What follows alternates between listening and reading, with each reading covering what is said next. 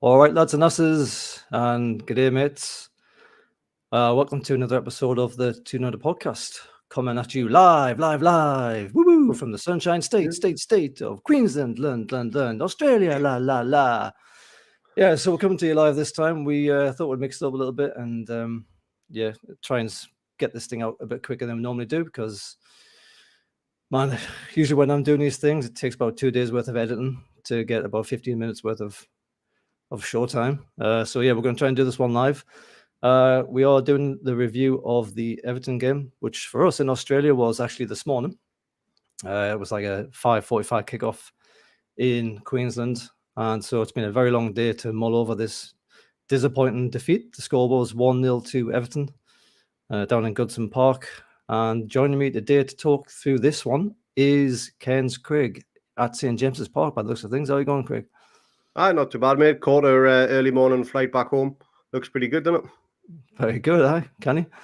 So we're going to get into this game. I don't know how long this review will take. It was a disappointing result, and I'm not sure anybody really wants to talk about a defeat too much, but let's see how long this one takes.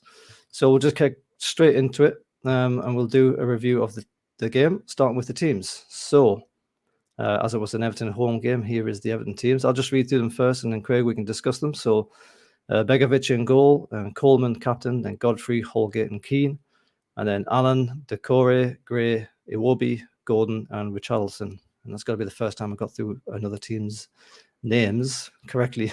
For Newcastle, Dubravka at the back, then it was Kraft, Shaw with the captain's armband, Byrne, and Target, then Guimaraes, Willock, and Joe Linton, and Almiron, and then Fraser and Chris Wood. So let's just have a look at the Everton team to start with. I think for me, anyway, the biggest omission from this team was no T-Rex arms between the sticks. It was Begovic. Now, initially I thought, that must be because Pickford just cannot. He just loses his heat like a bag of popcorn, doesn't he? In this game when he plays against Newcastle, and I thought, Lampard's not daft enough to play him against us again. But actually, looking at it, they've got Begovic, and then they've got two keepers on the bench as well, which was surprising. But neither of which were Pickford. So that was the standout for me. I don't really know the Everton team all that wonderfully, but anything else, or even that one, leap out to you, Craig? Nah, apparently I think he was feeling a bit sick. Whether he's got the actual shits or just the shits from playing us, I don't know. But he wasn't feeling too well, apparently. Yeah, well, good for Everton, I suppose, wasn't it? Not so good for us. And not much more to say about the Everton team because we don't know that much about them. But skipping down to Newcastle now. Our mate Kraft at the back there. Shaw with the captain's armband, who must be third choice or fourth choice even. I don't know, third choice probably. What really jumped out for me on this lineup was the combination of Kraft and Almiron down the right wing. That just screamed trouble to me. And we've got Manquillo on the bench there. He played the last game, I think. And we've also got St. Maximin as well, who, albeit may not be super fit, but nonetheless, given the choice, I think I would have put at least one of those two in this team. But otherwise, I think the team was probably about what we expected. What did you reckon? Yeah, it was a strange omission for St. Maxi not being in the squad, especially if he is fit. I'd rather take a 90% fit St. Maximin over a fully fit Almiron, to be honest. I really would. Yeah. I forgot to mention also that DCL, Dominic Calvert-Lewin, was not fit to start the Everton game either. He was on the bench. So that was seemingly a big plus for us. Also, of course, no Shelvey. But Joe Linton was back. So do you know what's going on with Shelvey? I don't think I've actually heard. Is it just an illness? Is this mysterious illness going through the squad or what? Yeah, illness. There was rumour that it was COVID, but there's nothing confirmed. Could just be flu, whatever, who knows. Aye. And Joe Linton, good to see him back, wasn't it? Oh, absolutely, yeah. He was missed big time against Chelsea. His driving runs, his ball-winning capabilities, and just his overall presence in the midfield was definitely missed the last few games. So, yeah, it was good to have him back. Yeah, I kind of feel like Murphy and maybe even Longstaff were a little bit unlucky to miss out on this one. It feels a lot like Eddie Howe's in the kind of rotations stage of the games now. He did mention it before the Chelsea game that he was going to have to rotate just because of the amount of games that we had. It does feel like he's still doing that, you know. Whereas before that, we've said before that he kind of sticks to the team that wins as that kind of reward system that we've discussed previously. So anyway, that was the team for Newcastle. This was our fourth game in 2 weeks. It was a very congested fixture list. And it was actually our third away game in 7 days. Like a really shit lineup of games for Newcastle. And I think it showed, especially towards the end when we played that extra 40 minutes of time, that I think some of the lads were getting really knackered. All right, so that was the teams. So first half was kind of a feel each other out sort of half where, I mean, we just said before this, like you were saying, Craig, there was a few early chances for Newcastle in the first 10 minutes or so. When I joined the game, I must have been 5 minutes late or something. I didn't see those. But it felt to me that initially that Everton won top. And then around about, I don't know, 15, 20 minutes maybe, Newcastle just got in control of the whole game, settled down the crowd. And all the way to the end of the first half, really, it was just all Newcastle. It was calm-ish. It was collected-ish. You know, there was decent enough passing going on. There wasn't anything stupid. But at the same time, there was nothing happening near their goal, really, to speak of. It was more just a kind of a possession-based game. And, I mean, that's really borne out by the stats. If you look at the stats here, 63% possession to their 37, which is, I mean, pretty impressive for Newcastle. Right. 6 attempts at goal to their 1, but only 2 on target to their 1. And, you know, 5 corners to their 2 and 4 fouls to their 9. And 78% passing accuracy to their 67. So those stats really tell me that the first half was pretty much Newcastle's. Would you agree?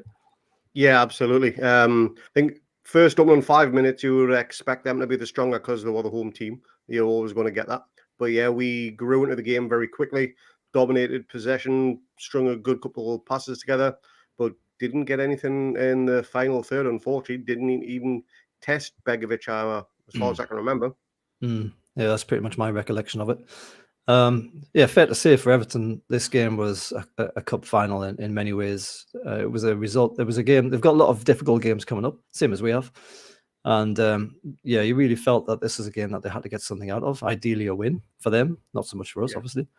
And the way they started the game and the way it kind of continued through the second half and to the end just felt that like they had that desperation to make something happen through this game. So with that said, it was pretty impressive that Newcastle managed to impose themselves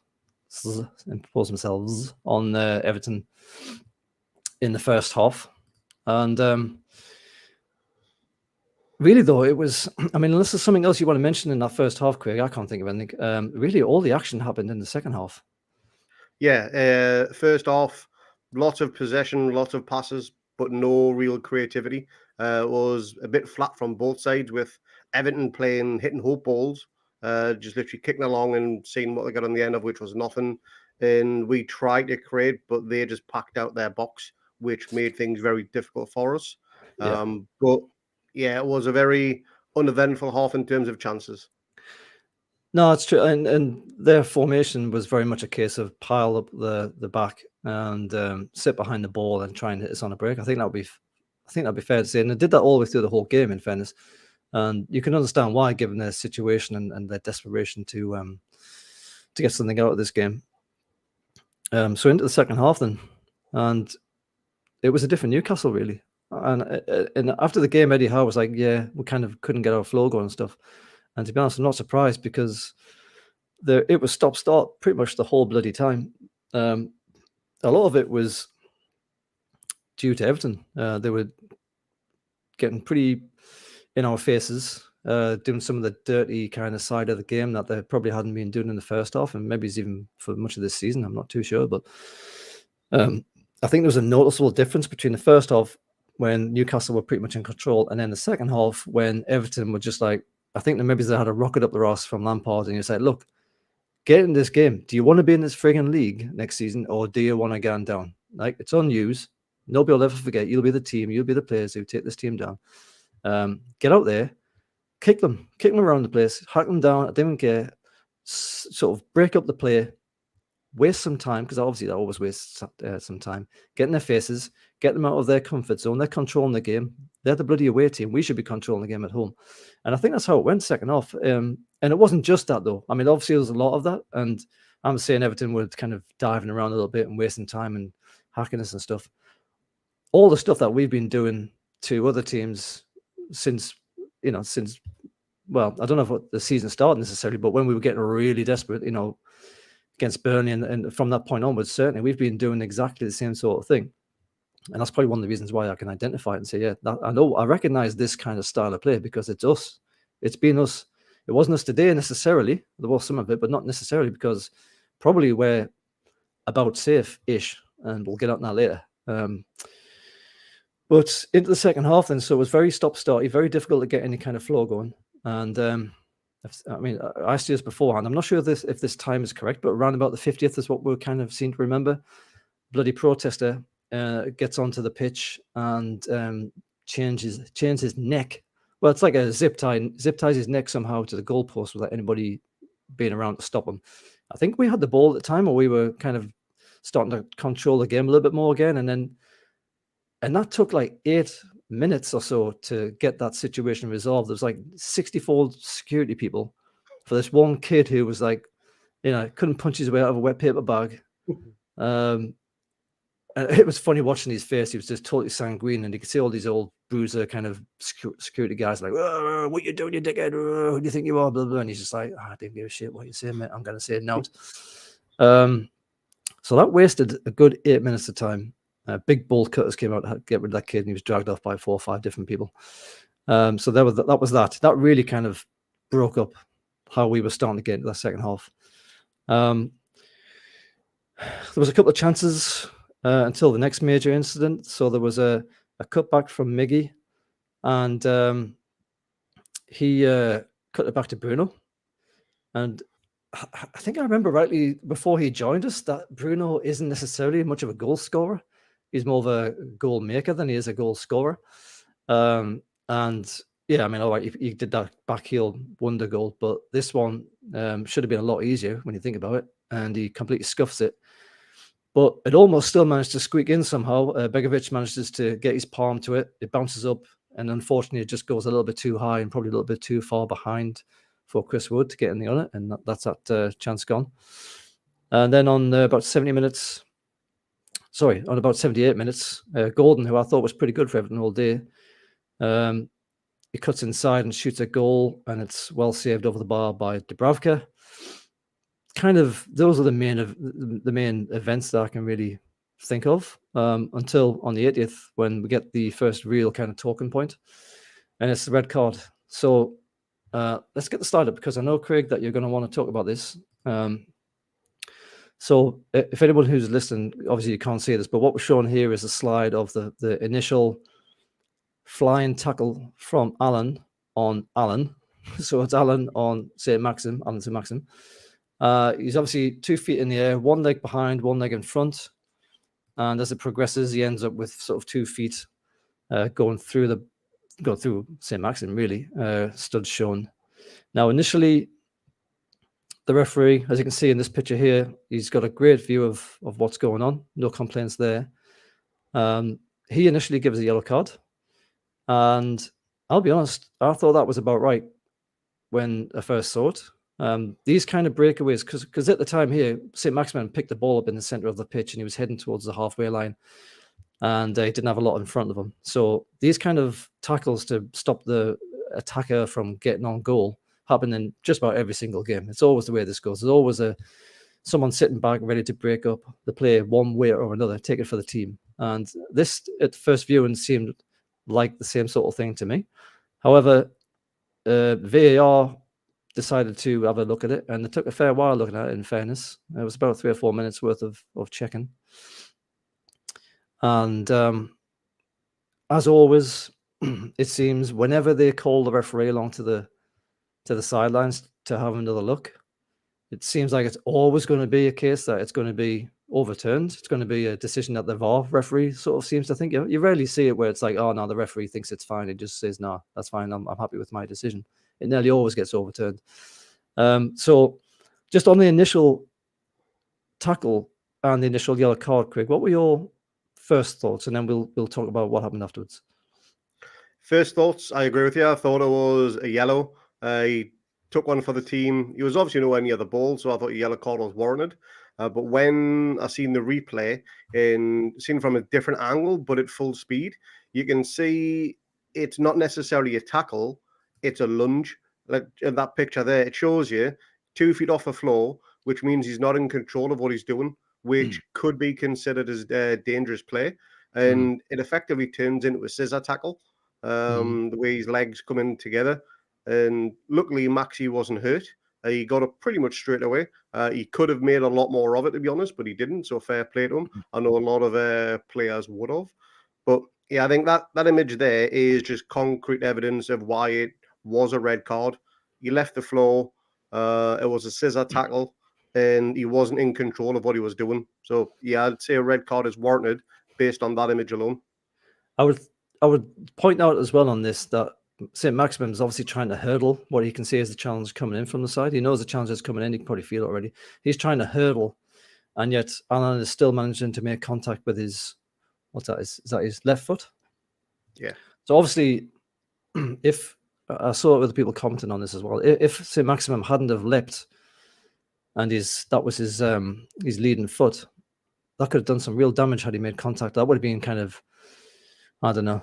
It's approaching the knee, isn't it? So it would have been somewhere in between the knee and the top of the foot, and that could have done some real damage. My opinion is that initially, yes, it looked like a yellow, but I'm still not quite sure whether it is a red or not. And I can see the arguments for it, of course. I can see these pictures as well. And you look at these pictures and it looks fairly conclusive, but it didn't. It needs to have a malicious intent for me to be a red.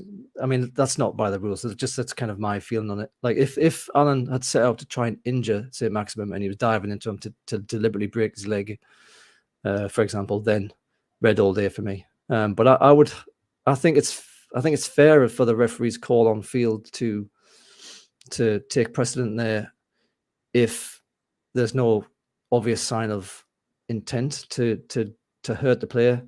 Now, obviously, like I said, that's not by the rules. That's just that's the way I look at that, and that's why I probably don't think it was necessarily a red. It maybe it's one of those caveat type ones where it's in between yellow and a red for me. I mean, fair to say, Alan was not impressed. Like, did you see him having a proper radgie on the way off? He was giving the referee all kinds of shit. He gave Mike Dean on the line like a proper earful. So yeah, he wasn't happy at all. Richarlison was all like, "Oh my god, no way!" You know, hands on his head, kind of thing. But so I'm probably in the minority on this one. I think that was probably. I don't know that was necessarily a red for me. But nonetheless, it was a red as far as the referee was concerned. Eventually, and so that's on 80 minutes, 83 minutes by the time they made that decision, and we're all thinking, brilliant. Like, this game's been stop-start. We haven't really done a great deal in this half. It's been very bitty. It's been very stop-start, like I say. It's been very dirty. It's been lots of diving, lots of trying to play after the referee and get sort of advantages. Richarlison, in particular, was going down all the time second half and giving it the big one when he wasn't getting anything as a result. And he's a great player. I don't think he needs to do that. But I think that's just a sign of the absolute desperation from Everton to get something out of this game.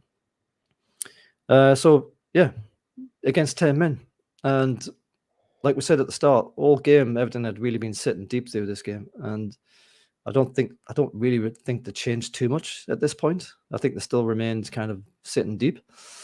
And then we went into 14 minutes of extra bloody time, which I don't think I've ever seen double digits on the extra time board. That was quite something. I was trying to figure out where that came from. So there was like 8 minutes for the protester, and then there was, I don't know, 3 or 4 minutes for the red. 3 or 4, wait a minute. 8 for, oh yeah, so it must have been 8 for the protester, 4 for the red, and then I don't know where the rest came from. Anyway, 40 minutes seemed like a long time. Must have been a few subs chucked in there as well anyway. So moving on to the goal then. So on the 100th minute, St. Maximin loses the ball in the middle of the pitch. I think it was a hospital ball to him from, I can't remember who tried to pass it. And it was a bit of a shit pass, and Maxi went in to get it, and he was basically barged off the ball by Iwobi, who was played the whole game at this point. So he still had the strength and the desire to run into Newcastle's area. He passes the ball to Calvin Lewin, and you can see from this, well, people can't see it listening, but there's basically, you've got Dan Burns circled here in red, and I've circled him because he came out to try and meet Iwobi, I think it was, and he basically got skinned completely, just got turned, and he was left in absolute acres. You can see here, there's nobody in the middle anymore. You got Matt Targett running back. You've got Joe Linton trying to track back and help. I think that's Bruno also trying to track back there. And then you've got Shaw, the only one who was actually deep. He was doing a good-ish job of holding up DCL. And then you've got just on the very fringe here, which the logo's in the way a little bit, you've got Manquillo, who is just kind of running back, sticking to his line and watching the play develop.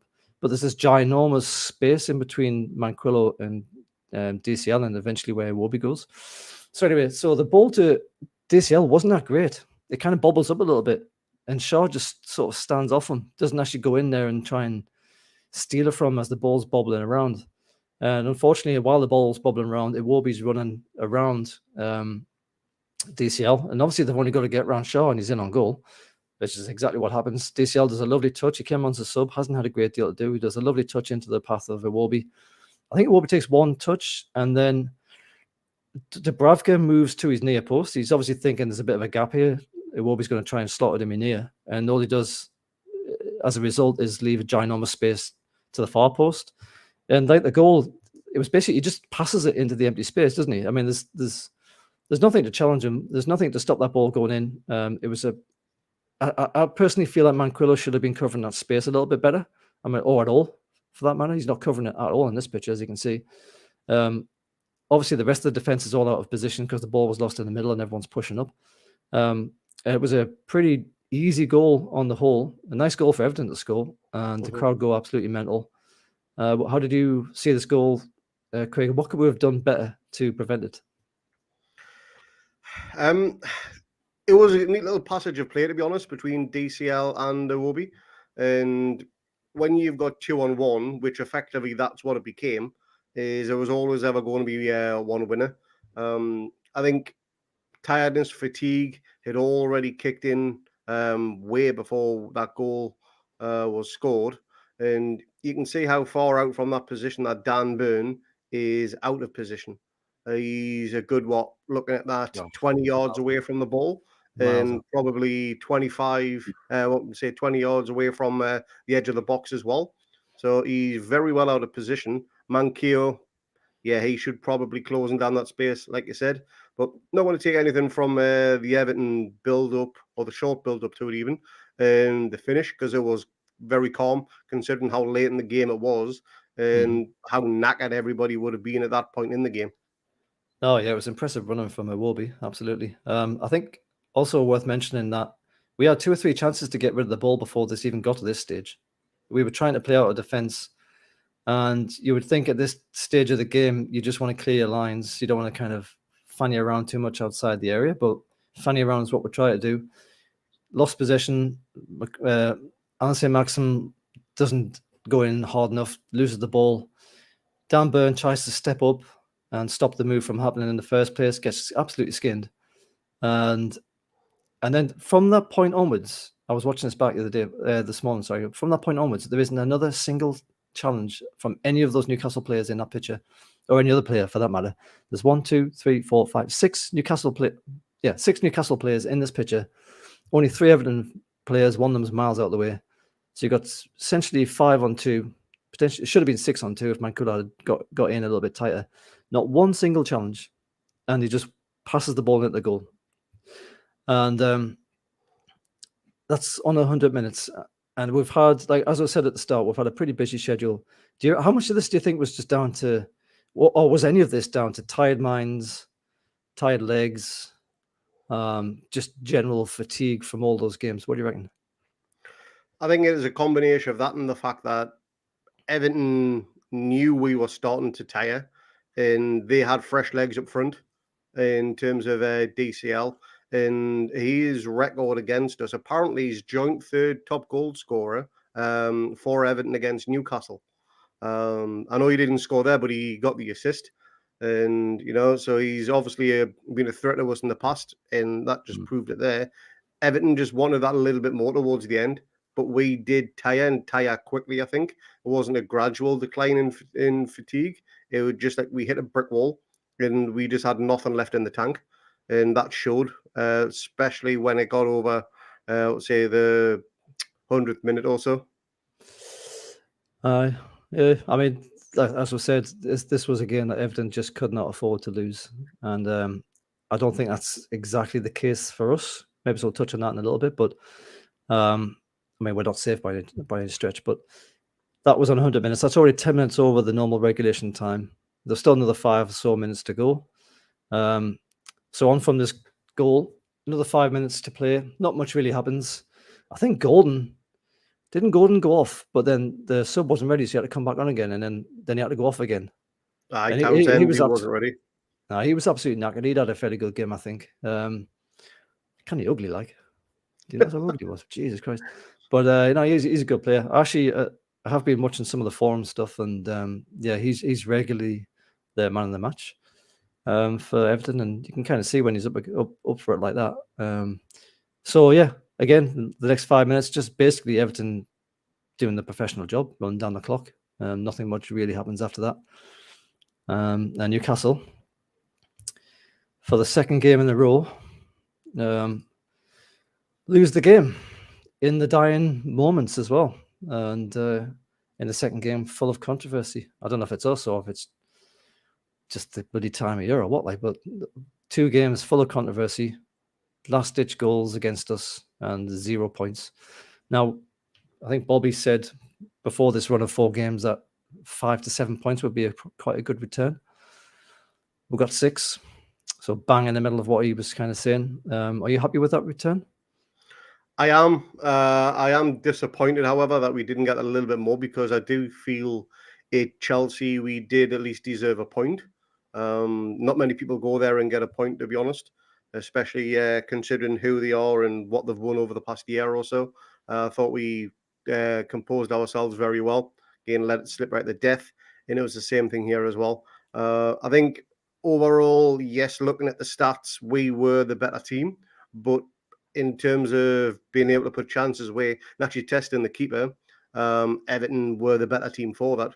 Because, Dubravka had maybe one thing to do, and that was pick the ball out the back of the net. And we didn't even get anywhere close to that. It is a hard pill to swallow, because, again, another late goal, another potential point dropped. And we were riding such a big wave as well. And that wave has just crashed onto the beach now. And hopefully this break we've got over in the Middle East will do them world of good, like it did back in end of February, I think it was, or January even, sorry. Yeah, absolutely. I'll mention that a little bit in a minute, but let's just have a look at some stats before we move on. So by the end of the game, still pretty impressive stats from Newcastle's perspective. I mean, kind of weirdly good.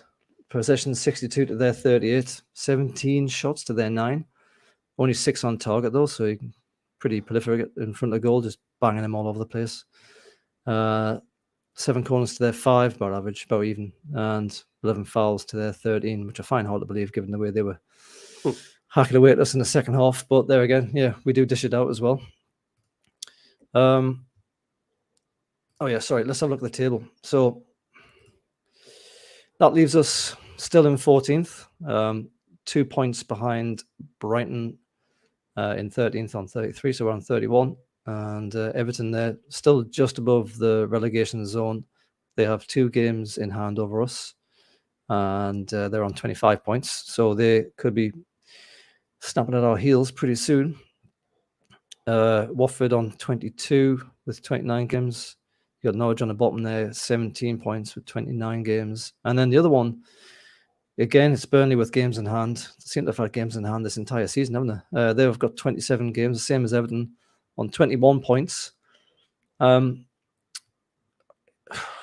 we safe? Would you say we're safe?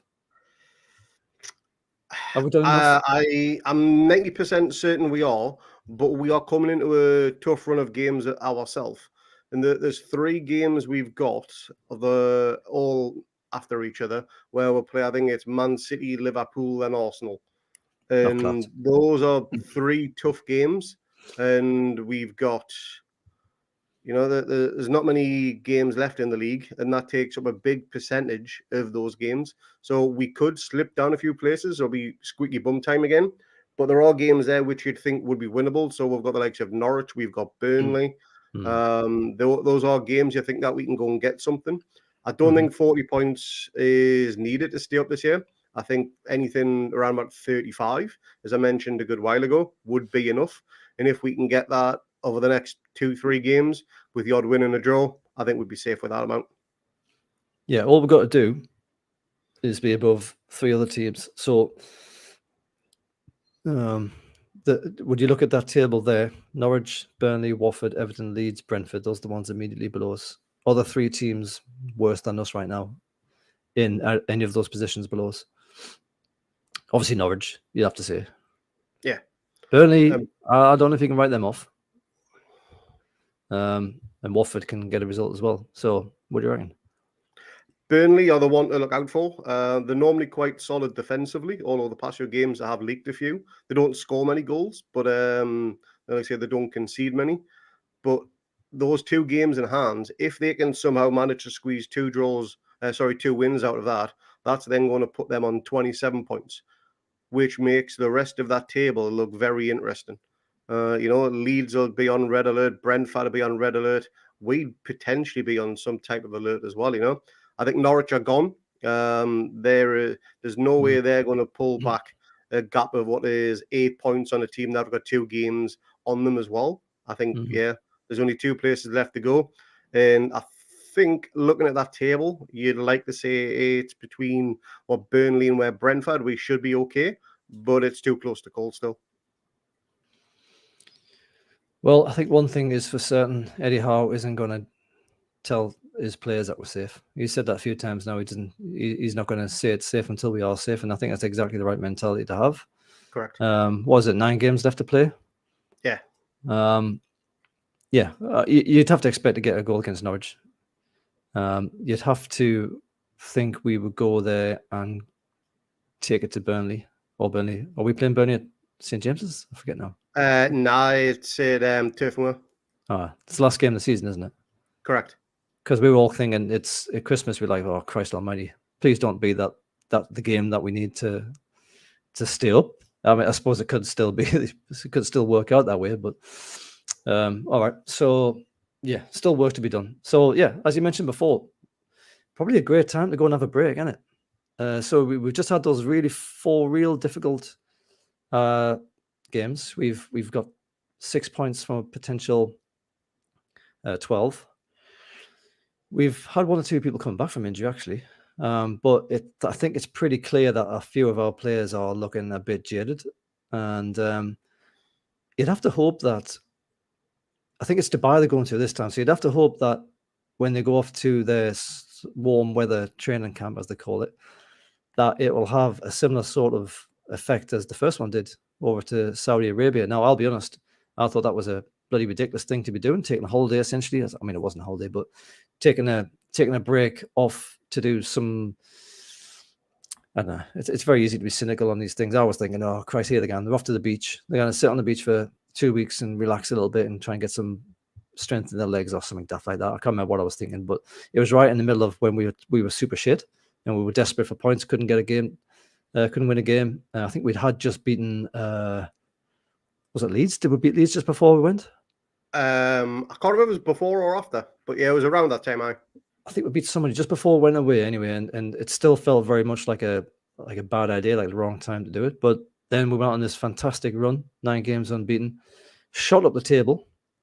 I still look at that table and think, is that 31? Are we on 31 points? Because I'm still in my mind, I'm still thinking we're on bloody 11 points. It's like ingrained behind my eyelids. I'm thinking, oh fucking hell. But no, 31 points, absolutely flew up that table after the summer camp. So do you reckon we can? I mean, it's not like you can just say that it was definitely because of the break that we went on that run, but like it's still, having said that, this is still like a really, really good timing based on how many games we've just played and how knackered everyone is, isn't it? Yeah, correct. It's going to be from another bonding exercise. It's going to be, again, warm weather training. Don't know how cold it is back here, to be honest. Can't imagine Dan Burns feeling the pinch or whatever. Dummett can't be feeling the pinch, being local lads.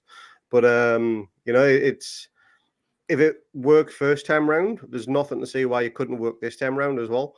And there's 2.5 weeks before our next game, which I think is Spurs. 3rd of April. Yeah, Spurs. 3rd of April. Yep. So there's a lot of time there for anyone. Anyone's got any niggling injuries or anything like that. Hopefully Maxi can come back super sharp.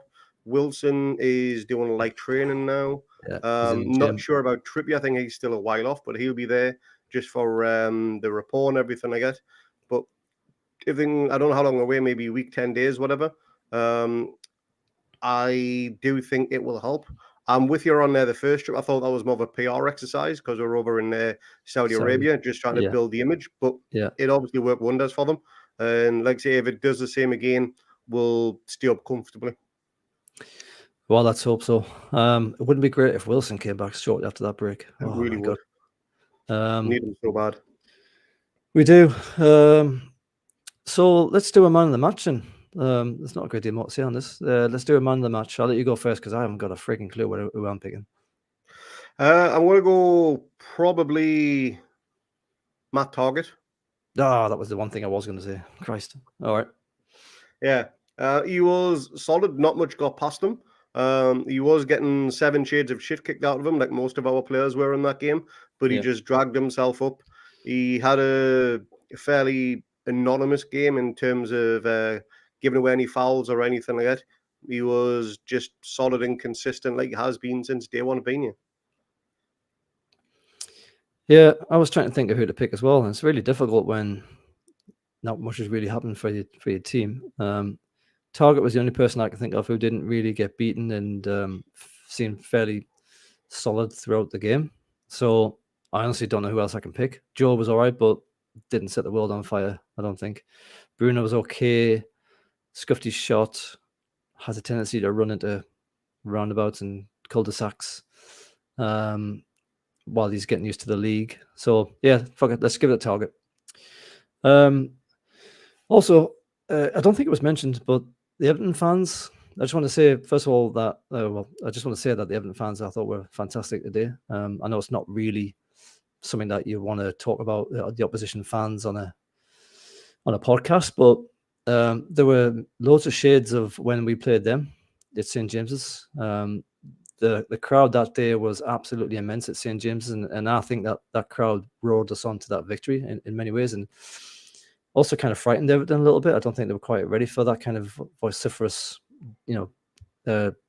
just mental support from the stands. And I think from the off, really, might have quieted down a little bit when Newcastle was starting to get on top in the first half, but they were really up for it the whole game. And it makes a hell of a difference to a team, I think, that when you're up against it, when your backs are against the wall, when you're looking down in the void and you're kind of thinking, oh, Jesus Christ, we're going to get relegated here.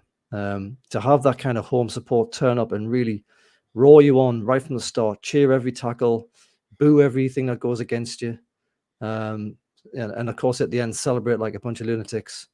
I think that's kind of what the footy's all about. I know there's this running battle with the Scouse Mackems and all that kind of nonsense that goes on.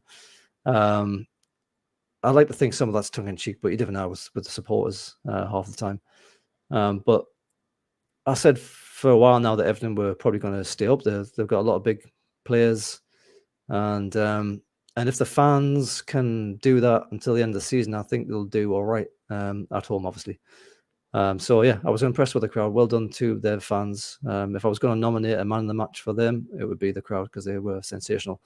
The flags were shit, though. I'll say the flags were shit. Oh, God, did you see their flags? Yeah. I've seen better flags at a 3-year-old birthday party. I'm not going to compliment them without a bit of orgy at the end, though. Them flags were shit. They were embarrassing. Do something about them flags, Everton. But otherwise, yeah, well done. And also, I wouldn't be all this magnanimous in defeat if we were like down there in the muck with them. I do feel a little bit kind of sanguine about the fact that we're not safe, but we're in the 30s. We're in the 30 points, man. I still can't believe it. So yeah, if it was down there, I'd probably just be spitting feathers, but we're not yet. So I'm happy to say well done, Everton. Also to note that I think Lampard broke his hand, when he celebrated. I seen that, yeah. Apparently, when he punched the air or whatever it was, he must have hit something at least. But he showed on the TV cameras a big bruise or a lump forming on his hand. Yeah, he must have punched a seagull or something.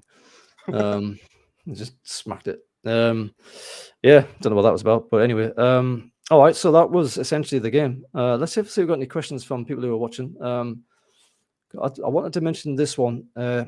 Terraces S, we are doomed up front with Wood. He is utterly useless as a striker. And also from our mate, friend of the podcast, Dex here. I'm a big supporter of Wood, but it's hard to defend 1 goal in 11. Although, why do we keep crossing so deep?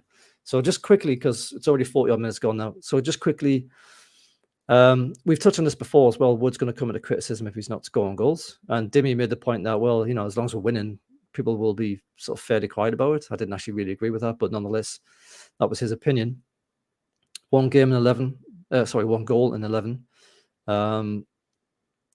How do you see Wood for the rest of this season, and what do you think his future is going forward into the next season? I can see him playing the return of the Andy Carroll role once Wilson is back. Wilson is the better striker, probably across every attribute, I would say, especially in terms of natural finishing. He's definitely better than Wood in that department. Maybe Wood with the headers, but from what we've seen, he had that one-headed goal the other week, but he hasn't really done much. I mean, he had a few attempts with his head today, and they were quite tame efforts. You think you get a little bit more behind them. Wilson would come in and replace him, and then you'd think maybe Wood to come in, maybe 80th minute, 75th minute, whatever, because I don't think Wilson is good enough to last 90 minutes once he's back. And you'll want your number 9 on the pitch, wouldn't you? You really would. You would do. Do you think there's any chance we'll play them both together? Do you think that might be like a cup competition sort of lineup if we're playing some kind of shit team or something? Do you think you might try a 4-4-2 or something like that? I know 4-4-2 is out of fashion these days, and Eddie Howe particularly likes the 4-3-3, so you wouldn't really see how 2 strikers would fit that. But I think it would be interesting to see how those 2 played. Wood can often be quite an opportunist, and Wilson just has the skill to kind of score from lots of different areas. I mean, I think just coming back to the question, actually, Wood's hold-up play is excellent. Correct. Yeah, it is. He's not the fastest, though. You have to say he's not the quickest. But on many occasions, he'll come deep just to try and get ahead of the ball, because half the time he's either crowded out, or we're lumping balls, as Dex just mentioned there. We'll lump them from friggin' miles away, or it's going over the top of him, and we're hoping that someone like Dan Burn will nod it down into the path of Wood. So it's not exactly that he's just completely ballooning every single shot that he has, and he's just completely stuffing it up every single time. He's not a Luque, he does do a lot of other stuff. So I think he does bring some value, but like I said to one of our questions in one of the previous pods, he will be judged on whether or not he scores goals. And I think that's perfectly fair. His job is to score the goals, and he's not scoring the goals. He scored 1. It was a lovely header, albeit. But I think, and it's always after a defeat that you want to be a lot more cynical on these sort of things and picky as well. And like, I'm definitely not going to mention Kraft and Miggy down the wing, because I thought that was just an absolute horror show. Those 2, oh fuck, I'm already mentioning it. Those 2 just kind of either give the ball away, like Kraft cannot pass the ball 5 meters, or Miggy will run into a space and fall over. And that's what you get down the wing. The amount of times the player going forward stalled because of one of those 2 was ridiculous in this game. But anyway, so Chris Wood, I forgot my point. I think he does a lot of good, but he will be judged on if he scores goals. He's not scoring them at the minute. Not necessarily all his fault. But it'll be interesting to see how he does when Wilson's fit, and that's a reckoning that's coming by the looks of things. Wilson looks pretty ripped in the gym, didn't he? Jesus Christ. Yeah, picture of him lifting up his shirt. He's definitely been doing some weight training and getting some conditioning in there. He's gonna be some bloke to get nudged off that ball in coming up games. To be honest, I just hope he can stay fit. I really, really do. Absolute beast. This is something also I mentioned in our chat actually from James Crosby here. I really hope this is not the beginning of a fatal slide. So we have difficult upcoming games, and we desperately need a few more points. Still think we need more of a cutting edge up front. I think it'd be hard to disagree with that. Well, I mean, you could be kind of negative about it, and God knows that's me. And say, yeah, look, that's 2 games without a win. Are we on a slide here? And we're going to have Spurs next, and that'll probably end up being nothing as well. So it could be 3 games without a win before we have our game after that, and 0 points. But I think if you look at it in the context of the games, first of all, it was Chelsea, very difficult team to beat anyway. We gave them a really good game, and we were done by a ridiculous penalty that wasn't, but should have been, and a fabulous world-class touch and finish from Havertz. Now, you could argue he shouldn't have been on the pitch. I don't think it's necessarily true. He's only 8 centimeters shorter than Dan Burn. He's a tall lad as it is. So, I don't really take the opinion that his arm was too high or anything like that, but he obviously made contact. So you take the context of that Chelsea game. Then this Everton game, cup final, wasn't for us. We've had a very busy schedule, 3rd away game in a row. The game goes on for 104 minutes in total, 105 minutes. We concede on the 110th. So again, it's a matter of the fine lines between could we have gotten a draw if things had went for us, or could we have gotten a draw if we weren't so bloody knackered in the first place? Coulda, shoulda, woulda, didn't. But the point is, and even if we lose against Spurs, the point is this thought did cross my mind, but I don't think we necessarily are on a slide. I think what it is now until the end of the season is just looking to where we can pick up the points, and you choose your battles. Essentially, it's like having a toddler. Pick your battles, pick the things that you can make a difference with, and just get on with the bits that you cannot. That's what I've learned. That's my one thing I've learned as being a parent. What do you reckon about that, by the way, Craig? Yeah, completely agree. It's the game against Spurs. You could even say it's a free hit. Spurs, they're doing okay. They're certainly doing better than we were at certain points of the season, where they just couldn't buy a win or anything like that. And unfortunately for us, Harry Kane's coming into form just at the wrong time. He always loves a goal against us, Harry Kane, and he's hunting down Shearer's record, which I so hope he doesn't break, to be honest. I think every Geordie across the world does want to break that record. But the Spurs game, like I say, if we win, fantastic. We get a point, fantastic. We lose, it's not the end of the world. There's still more games to play, still more points to be had. But it's whether you can draw confidence from a win where you a loss from where you deserve something, like we did at Chelsea. Or if we get an absolute howking, and is it just going to knock the lads further down in terms of confidence? And then we move on to the next game, which we need to then try and G them up again, Yep. All right. Just 2 more and then we'll call it quits. From Terraces again.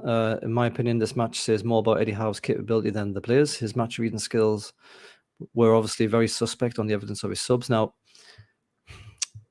I don't know. I would probably say more about his team selection in the first place than his subs necessarily. I think his intention probably, if you look at it, was that he would bring on his good players, I suppose, in key positions when the game is stretched. And, with the likes of Murphy and more so Alan Saint-Maximin, they're the kind of people who can run at tired defenses and really turn the game. So maybe his thinking was, I'll get the shite on first and I'll get the decent players on towards the end, and they should just go into beast mode and kind of like win the game for us.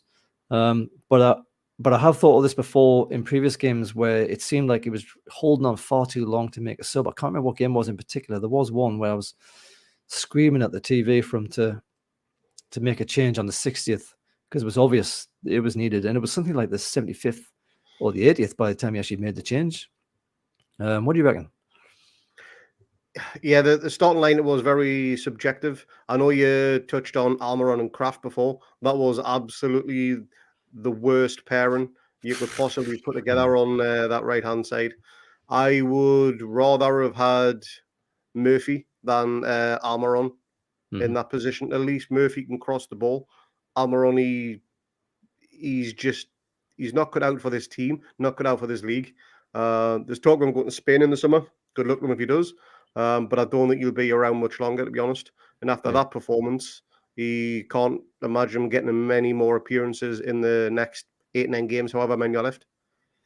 Such a shame as well. When Rafa was here and he was part of the three amigos up front there with Perez and Rondon, it was like top of the world stuff. If that had kept on going, he'd probably be in the Spain team by now, or the Paraguay team by now.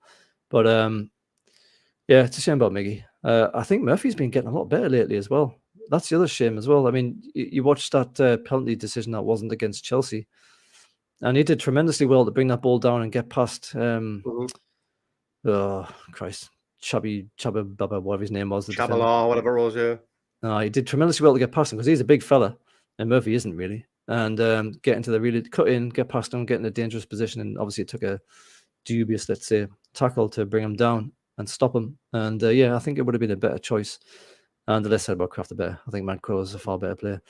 But there again, Manquillo didn't track back to stop that goal. So, you never know, do you? All right, last one goes to Dex. And I know we've touched on this, which is why I want to bring it up.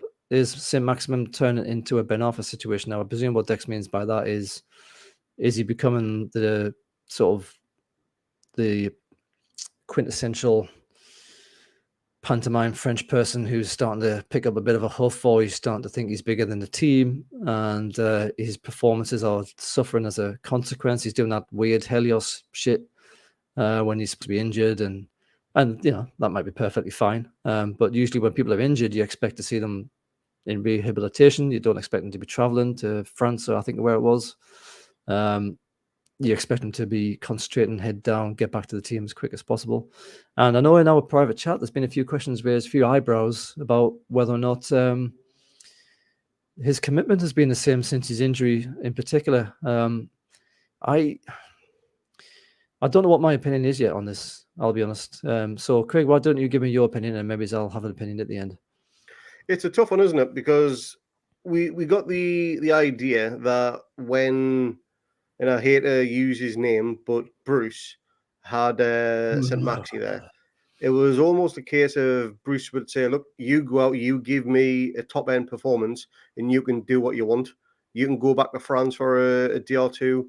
You can go out and get pissed on the quayside, and I won't say anything, or I'll reduce your fine, whatever it may be. He just seems to be like almost like a father figure type thing. He just let him get away with quite a bit from what reports have been across social media. How true that is, I've absolutely no idea. But I'd imagine Howe is a lot stricter with his rules and regulations. And it was Matt Target that said ASM gets fined all the time. So maybe that is an indication of beginning to take a huff.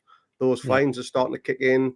I don't want to say it's affecting his wallet because the bloke's probably a multi-millionaire already. So it's not going to hit him that hard, really. And he's just not getting his own way like he was used to. And is he behaving like a spoiled brat? We don't know. It's all behind the scenes. He could still be carrying an injury. We have a habit with moody French players. And he's certainly one that plays with passion and personality. And if that's not shining through off the pitch, it's certainly not going to shine on the pitch either. Yeah, we're no strangers to this sort of thing, are we? But then it seems like ever since Ben Arfa left, everyone's been pining for him to return. There was talk a couple of seasons ago or something where he was a free agent, and I saw loads of people on Twitter saying, "Oh, bring him home, brilliant player, best player I've ever seen," blah blah blah, so on. And I think when these maverick players are in your team, I think you have to take the rough with the smooth. So, and it's not always the same rule for everybody. And this is probably where, like, this opinion doesn't really hold water. But I'm not a manager, but I would say that certain talents need to be managed in a certain way, while other talents need to be managed in a different way. Now, that obviously raises difficulties on how you keep the whole team together. You know, if somebody's watching St. Maximin swan around in France playing a bloody card game when you're supposed to be injured and rehabilitating, how do you manage that situation? Does that have a knock-on effect to the rest of the team? Which is absolutely what you don't want. So I suppose what I'm saying is, if there isn't that knock-on effect to the team, if the team are still happy with him, that's all these players, not necessarily the manager, but if the players are happy with him the way he is, and they look forward to him coming on the pitch, and they know that he's going to be a game changer, then I would probably say stick with him and see, and maybe do what Howe's been doing lately, bring him on as an impact sub and see if he can turn the game when defenses are stretched rather than start him. All players want to start, obviously, they want to play on the pitch, but that could be what Howe's thinking. He's thinking, right, okay, well, I can't put you in full time because that's going to knock out a few noses, but I can bring you on as a sub. That kind of looks a bit like I'm penalising you, but I'm also giving you a bit of play time as well, and we'll see how long that lasts before you spit your dummy out again. But I think ASM has the talent, he has the skill. He's got to work on passing the bloody ball, and so it's not like he's perfect. He has his flaws in his performances as well. And I hope that it would be typical. It'd be peak Newcastle if we sold ASM to a rival in the Premier League. Like, you know, if we get rid of him, send him off to France or something. Please don't. If he goes to another team in the Premier League, I guarantee you we'll watch him every week doing some amazing things, and there'll be people on Twitter saying, "Oh, you know, we should have kept him. Why did we get rid of him again for? Should have stuck with him, man. He's French. He's always huffy. You know, it's a cliche, but French people are huffy. We should have stuck with him. He wins games. Look at that skill. Now he's worth twice as much than what we got from blah, blah, blah." I guarantee that's what would happen. So I think stick with him for the time being. If it doesn't change, if it gets worse, reevaluate. But maybe that's what Eddie Howe's already doing. All right. Any final words, Craigie, before we wrap this disappointing 1-0 defeat up? Disappointing result. Probably the team who wanted it more won it in the end. Credit to the Everton fans for giving one hell of a vocal show, and I hope that Dick who decided to cable tie his neck to the goal post likes eating porridge, because that's what he's going to be eating for the next few weeks, dickhead. Yeah. Hey, look, the game, I reckon. He's young. He's probably a student. Every student's full of ideas and ideals. That's usually why universities are the first thing dictators crack down on when they're trying to take over a country or trying to suppress a protest or uprising. It's always the educated masses that they take out first. Can't have truth spreading around. And to be fair, he had a solid message as well. It wasn't against us. It was against, reliance on oil. So fair play to him. Here we are talking about. So the job worked, didn't it? Good on him. It did. Get a haircut though. Fucking hell. All right, that'll do for us. That was actually an hour's worth of talk, and I didn't expect this to be more than 25 minutes, but we've managed to somehow stretch that out. Thanks to everybody in the live chats there. Thank you for your questions as you've been listening. Really appreciate that. Thanks to everyone else who may watch or listen to this afterwards. There's a bit of a break, as we've said. There's an international, so we won't have another game until Spurs on the 3rd of April, which means there's a bit of a chance for us to take stock and reevaluate where we are and decide what we're going to do next. So stay tuned. We're not exactly sure what we're going to do. It'll probably be something next week or shortly afterwards. Not sure what that'll be yet. So keep an eye on our socials. And speaking of socials, please like, subscribe, and follow and do all that kind of cool stuff. Get our numbers up, get the word out. Really appreciate all that. And that'll do. So thanks again to everyone. Well done, Everton. Well won in the end. Well done, the fans. It's great to see. Don't do it too often, though, please. Fucking hell. And cheers, Craig. Have a good night, mate. And everyone have a good weekend. Thanks very much. See you later. Bye. See ya.